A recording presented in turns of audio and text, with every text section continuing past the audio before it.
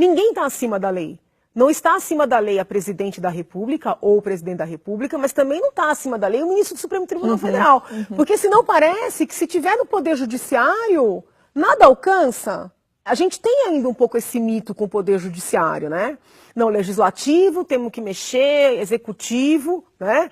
Agora o judiciário é como se fosse intocável. Então, por exemplo, eu tenho uma posição, a gente vê muito no judiciário assim, pegaram um desembargador numa situação, né? Tem suspeita de venda de sentença, afasta, aposenta, com vencimentos totais. Não, peraí, o cara é corrupto e ele ganhou prêmio? Então, assim, eu acho que isso tem que ser mudado. Né? E a lei já existe para isso. Então, às vezes, esse tipo de procedimento tem como justificativa. Por que não é aplicado? Eu já ouvi, assim, não vi isso escrito, mas a justificativa que eu já ouvi foi a seguinte: se você mostrar que um juiz, né? Porque o juiz é como se fosse assim o top da moralidade, né? Que um juiz vendeu uma sentença, que um juiz negociou alguma coisa, isso vai trazer um desânimo na população, isso vai gerar uma desconfiança na justiça. Então é melhor a gente tirar essa maçã podre, essa laranja podre, mas sem expor o judiciário. Eu acho que não é assim, entendeu? Eu acho o seguinte, amigo, você vendeu, né? Então vai ser investigado, vai ser processado e vai ser preso, né? Porque você prendeu quantos coitadinhos? Por coisa irrelevante. Quantos coitadinhos você prendeu? Independentemente de dever ou não, mas são pessoas sem instrução, são pessoas que não tiveram oportunidade, são pessoas muitas vezes em situação de carência. Você vai vender sentença? E vai receber aposentadoria integral como prêmio? É prisão. Porque o problema é o seguinte, nós temos leis muito boas nesse país. Inclusive as leis penais, as leis processuais penais, a Constituição Federal é maravilhosa, tem que aplicar. Tem que aplicar. Então, o que eu já vi de autoridade dizendo, olha, eu tenho que criar a lei tal, aí eu vou lá e pego a lei já existe. E manda o projeto para o legislativo e passa por comissões. Eu falo, não, é loucura. Ou eles estão brincando com a gente, ou eles não conhecem a legislação vigente. Precisa ter, na verdade, a maturidade cívica de que a lei vale para todos. Isso falta no Brasil. Então já aconteceu de eu ser convidada para um almoço ou para um jantar, onde tem um monte de autoridade, né? Promotor, juiz. Aí o pessoal entrega o carro para o valet lá, entra, todo mundo toma vinho. E sai com o carro. Aí eu fico olhando. Porque assim, eles oferecem a denúncia em face das pessoas que são pegas, às vezes, porque tomaram um cálice e tal. Eles condenam. E eles podem. Aí outro dia eu estava num evento desse, a pessoa, a senhora toma? Eu falei, não, porque eu vim dirigindo. Janaína, eu falei, você vai denunciar os outros? Eu falo, entendeu? Porque assim, as pessoas têm que compreender que a lei vale para elas também. Né? Então, assim, grandes eventos patrocinados por empresas que têm interesse no tribunal, não pode. Percebe que essa discussão toda que está posta, ela vai muito além da presidente Dilma, do PT. Claro, claro. O nosso problema maior é as pessoas no país entenderem que as leis valem para alguns e não valem para outros. Isso está muito internalizado. Eu discuto muito isso na faculdade. Vou te dar um exemplo. Se você, alguém na sua família está com a carteira de motorista estourando, aí liga para você e fala, olha, posso passar uma multa para o teu nome? Isso é crime, falsidade biológica. Tá cheio de gente em São Paulo sendo processado por isso, cheio de gente. Aí eu estou dando aula na pós-graduação e um assina pelo outro. Falei, peraí. Que é a presença? Na pós-graduação da Faculdade de Direito da USP, onde tem um monte de promotor e de juiz que está processando e condenando os outros. Aí eu já aviso, eu falei, amiguinho, eu vou abrir sindicância. Não quero saber de crime aqui dentro. O que eles falam? Eles tomam um choque. Eles acham que você é muito preciosista? Muito... Não, coitados, eles até respeitam, mas eles tomam um choque. Porque nunca ninguém olhou na cara deles e falou, a lei também é para vocês. Então, assim, teoricamente, aquelas pessoas que estão lutando por igualdade, elas não se colocam numa situação de iguais. Isso é uma coisa que está na nossa cultura. E outros povos não são assim. Você conversa com pessoas de outros países, elas têm internalizado de que qual é a regra, né? Qual é a regra? E se elas não concordam com a regra, como já aconteceu situações de eu não concordar com determinadas regras, eu aciono. Você não é obrigado a ser um cordeirinho. Então você aciona, você faz questiona. Você questiona. Agora, Vale para ele, não vale para mim? Vale para você e não vale para mim? Por quê? O que eu tenho de melhor? Então eu acho que chegou o momento da gente rever essa cultura tão internalizada que é ruim para todo mundo, no final todo mundo perde. Existe, na sua opinião, algo que deveria passar por uma reforma do judiciário? Eu acho que é mais o ser humano do que as normas, É de mesmo? verdade, eu acho. Muito mais uma questão da gente começar a discutir valores, né? Então, por exemplo, se você tenta fazer essa discussão dentro da universidade, você é muito mal visto, porque te chamam de moralista. Entendeu? Essa conversa que eu estou tendo com você, que eu não consigo ver nada de religioso nessa conversa, eles colocam como um discurso religioso. Então, quando eu começo a conversar com as pessoas e falar assim, olha, você acha isso certo? Isso é certo? Ah, Janaína, não vamos falar de certo e errado, porque isso aí é discurso religioso. Onde? A gente quer que o governo seja moral. Entendeu? E moral não tem nada a ver com moralista, porque as pessoas confundem as coisas, né? Então, assim, você tem mestres na universidade dizendo que corrupção tem até um lado bom. Como? Né? Tem um lado bom até não tá a outra ponta pagando um laudo no processo de homicídio de um filho seu. Então, assim, porque as pessoas acham que elas têm dinheiro, elas vão lá e pagam. Só que em algum momento vai aparecer alguém com mais dinheiro do que elas. E vai pagar contra elas. Então é importante a gente falar sobre isso, né? Quando você luta contra a corrupção, essa é a maior luta por igualdade que existe. Mas a gente espera uma reforma política, e essa reforma política tem que ser feita pelos políticos. Os políticos que estão aí, eles estão se beneficiando desse estado de coisas. Por isso, eu não acredito nessa reforma política legislativa. Eu acredito que eles têm que começar a ser presos. Ah, tá. Não adianta mudar a norma. Se a cabeça for essa, eles vão burlar a norma, entendeu? Então tem que ser preso. É a única maneira que eles vão entender. Porque também multa pecuniária, o povo fica apavorado quando eu falo isso. Fala, não, tem que dar multa pecuniária porque não tem violência. Eles estão com todo o dinheiro escondido no exterior. Para eles pagar 1 milhão, 2 milhões, sei lá mais quanto, que agora eu estou indo para casa do bilhão, entendeu? Não faz a menor diferença, tem que prender.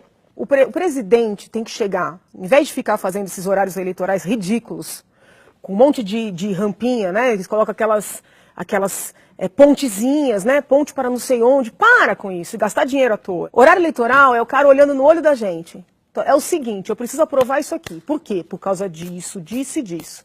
Eu fui lá no Congresso, o deputado A, B e C. Esse me pediu dinheiro, esse me pediu para empregar parente, esse me pediu. O que vocês vão fazer com isso?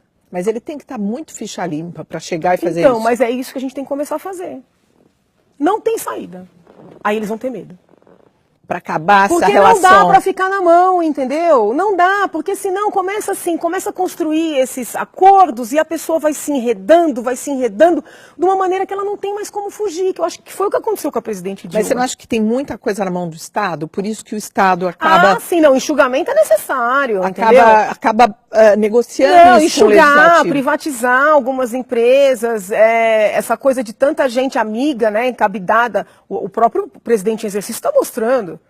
No próprio Ministério da Cultura, tem essa discussão se vai ter ministério ou não, o que interessa é o seguinte, estava cheio de gente ali que nunca trabalhou, só por ser amigo, acabou, tem que acabar com essa história de ter amigo. Qual é a sua competência? Você trabalha? Você comparece aqui todo dia, fica, você faz o seu trabalho, entendeu? Não, é porque eu sou amigo, porque eu estou indo... Acabou! Ah, você é artista, você vai fazer um show, você vai vender seus ingressos, nós não vamos dar dinheiro do imposto para você ganhar milhões, amiguinho, não dá. Entendeu? Mas para fazer valer tudo que você está dizendo, como que isso é possível, Janaína? Vai ter que ter gente corajosa. Você acha que a gente tem? Ou você acha que essas pessoas Eu acho que a gente tem que formar e tem que dar o exemplo. Então, por exemplo, de certa forma, o exemplo do Moro refletiu em mim. Quanto tempo que eu estou engasgada, sabe? Querendo fazer alguma coisa sem entender qual é o meu papel. E de repente eu vejo um juiz jovem, que ele acho que é 1 ano, talvez 1 ano a mais, 1 ano a menos, um juiz, né, jovem, enfrentando todo mundo, entendeu? Os empresários mais poderosos do país, políticos poderosos, um procurador da República mais jovem ainda, delegados da Polícia Federal mais jovens ainda, né? E eu olhando aquilo, eu falei assim, bom, e eu vou ajudar como? E eu indo às manifestações, E o povo triste, eu só ouvia a gente assim, não venho mais, porque a gente vem e não acontece nada, a gente vem e isso não vai dar em nada. Aí eu ficava assim, eu ia visitar as pessoas e subi no caminhão e falei, não, tem elementos para o impeachment. Eu ficava assim, alguém tem que pedir esse impeachment. Alguém tem que fazer alguma coisa.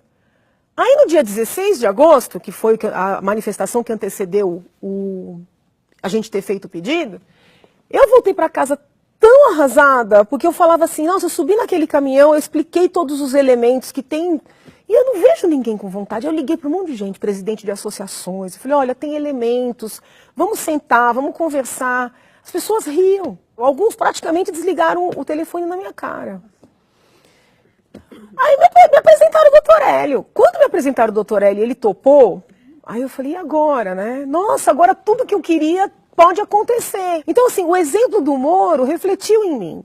Da mesma maneira que o meu exemplo, eu já sinto que vem refletindo em outras pessoas. De que maneira? Como é que você recebe promotores isso? Que têm medo, muitas vezes, de mexer com gente que está acima.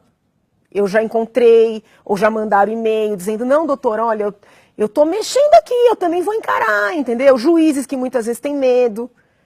Porque as pessoas têm medo de mexer com quem tem poder. Entendeu? São vários medos, né? É medo de ser morto, medo de alguém da família ser perseguido, medo de não ser promovido, medo de ser removido para um lugar que ninguém quer, entendeu? Medo de cara feia, as pessoas têm muito medo de cara feia. Eu percebi isso só agora. Sabe? As pessoas têm um medo, assim, de serem maltratadas, de serem hostilizadas. Não tem jeito, vai ter que encarar. O que você acha que é como próximo passo, assim? O que está mudando na nossa história do Brasil? Qual é o curso que a gente... Eu acho que a gente vai começar a formar homens públicos com outro calibre. Porque hoje está muito fraco, né? Eu acho que está muito fraco, entendeu? Mas tem o que você está me dizendo há pouco, quer dizer, o jovem acha que não vai porque, olha, eu tenho, não vou subir pelo meu mérito. Então, mas agora quando eles começam a perceber que existe a possibilidade, que tem gente, por exemplo, que está envolvida nisso sem nenhum interesse. Isso é importante também, né? Porque as pessoas perguntavam assim, Janaína, se você for convidada para algum ministério, você vai aceitar? Eu falava, não, eu não vou aceitar, por várias razões.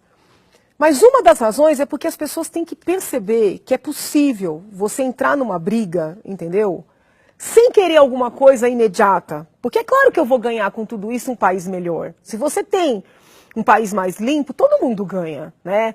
Os cérebros não fogem, que a gente está tendo uma fuga de cérebro. Exatamente, não está retendo talento uma fuga nenhum. De cérebro. Os investimentos não correm, porque os investimentos estão indo embora. Quem é que quer investir num país desse? Um país que se você quiser fazer tudo certinho, você tem que pagar fiscal, você tem que pagar, é um inferno. Você é assaltado, e você procura a polícia e não acontece nada, e você procura um político e você é achacado, dependendo do partido o cara quer ser seu sócio. Né? A Mara Gabrilha, a deputada, conta bem o que passou o pai dela, entendeu? E o caso dele não foi o único. Então, assim, fuga de cérebros, fuga de investimento, esforço sem recompensa. Eu não estou falando de dinheiro, estou falando de recompensa no sentido, olha, teu trabalho é importante, você vê que você consegue fazer as coisas. Pra pessoas assustadas, né, menos encorajadas. Para quem está na área repressiva, é muito desgastante só conseguir pegar peixe pequeno. Entendi. Quem é policial e é sério, quer trabalhar, só consegue prender peixe pequeno. Quando chega perto de gente poderosa, a coisa para, recebe um telefonema, recebe... Então, assim, você está num país correto, como é que eu posso dizer? É um círculo virtuoso, né? A gente estava num círculo vicioso, ninguém mais acreditava que valia a pena nada. E, de repente, a gente está invertendo essa roda. Então, assim, a minha esperança é que isso continue. Quer dizer, esse desfile de pessoas poderosas que a gente viu indo para ser preso em Curitiba, enfim, é estimulante, é animador, eu como acho mudança muito positivo, de claro, desde que haja elementos, não quero que ninguém seja preso indevidamente só para dar exemplo. Mas por tudo que a gente está vendo, ao que parece, tem elementos, né? Então, assim, havendo elementos, é importante que a população perceba que a lei não vale só para aquele que a descumpriu sendo uma pessoa simples. Alcança todo mundo. Isso tem um efeito até na violência corriqueira. Como assim? Pensa, você vê um menino que nasce numa periferia braba, passa humilhação, dificuldade na escola, às vezes sem a merenda, com tudo isso que está sendo apurado aí, vai levar a mãe para o hospital no SUS, A mãe muitas vezes fica numa fila, é mal atendida, quando não morre na espera de uma cirurgia. Então esse menino já tem uma revolta, né? Não estou justificando. Quer dizer, não tem lugar para mim nessa sociedade. Sim, e aí ele senta, e a mãe dele, a avó, ou o pai, dá conselho, não, meu filho, estude, entendeu? Trabalhe, você vai crescer pelos seus méritos. Aí ele senta, e ele vê um ministro, né, com carrão, com mulherão, com um monte de denúncia de desvio de dinheiro público, e sendo reverenciado, tratado como autoridade, viajando para o exterior. O que ele fala? Por que só eu? Ele pega uma arma e vai assaltar. Ele pega uma arma e vai assaltar. Porque qual é o estímulo que ele tem de ser uma pessoa correta? Nenhum. Então ele tem que ser uma pessoa assim muito boa, você entendeu? Muito iluminada, para ver tudo errado e ele ser certo. Por isso é que eu digo, é um círculo, estava vicioso e a gente está tentando fazer com que ele fique virtuoso. Em que fase a gente está dessa virada? No comecinho.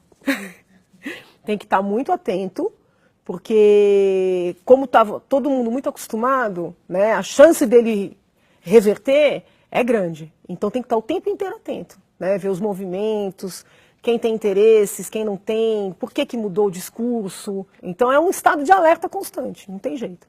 E você, qual será a sua participação nesse ciclo virtuoso daqui para frente, que está só começando? Eu sempre fui muito atenta, né, às coisas da minha sociedade.